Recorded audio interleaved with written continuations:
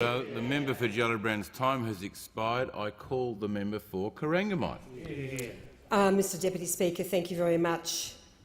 I know as well as anyone in this House how devastating recent developments in the auto industry and across manufacturing have been. Thousands of workers across my region are employed in the manufacturing industry, and many will be affected by the shutdown of the automotive manufacturing industry right across Australia. The Geelong region has a number of companies which supply components to car manufacturers, including Toyota, and this is terrible news for the industry. But let me assure the member for Gellibrand, and let me assure those members opposite, Mr Deputy Speaker, that we, despite the spin, despite the deception, despite the untruths, we are fighting. We are fighting for jobs. We are fighting for a future. Yes, we are in very difficult times. This is a very tough time for Australian manufacturing, but unlike members opposite, we are confident that we have a bright future in manufacturing. I come from a proud manufacturing city, and I'm going to hang on to that, and I'm going to do whatever I can, work with my community leaders and my community to ensure that we have a bright future. So let me tell you what we are doing. You say we have no plan. That's absolute rubbish. We are focusing on new opportunities, new industries, new markets and new jobs. Consider what we are doing. We are trying to get rid of the carbon tax, which you are blocking, those members opposite. This is a tax on jobs. This is a tax on Geelong, on the members, on the people of my electorate.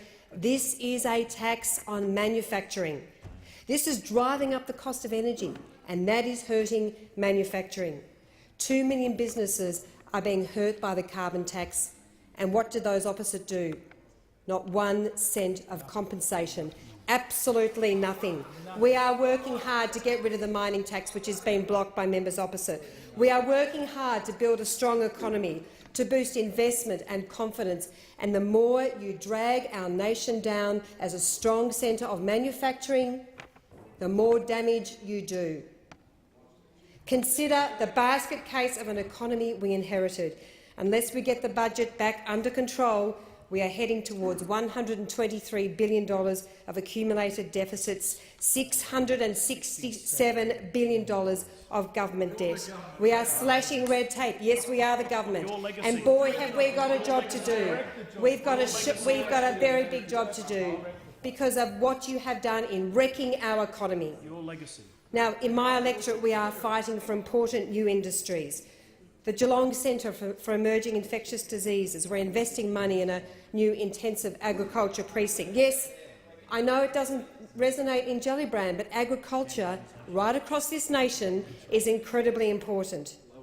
The Land 400, the $18 billion defence project. I am very proud of my community, led by the Mayor of Geelong, in what we are doing to fight for that project, which would do so much for our city and our state.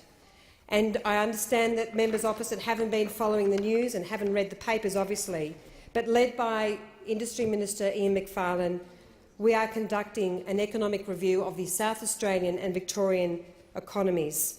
I am on that panel, the Industry and Manufacturing Economic Review panel, and I can assure you we are absolutely focused on what we need to do as a government to grow jobs, to grow confidence and to help transition this economy. We are focused on innovation, on advanced manufacturing, on food processing, on IT, on communications. We have a plan, and yes, we are focused on the NBN. We are focused on responsible government. We are focused on responsible economic management, and we are very proud of the work that we are doing. We are getting on with the business.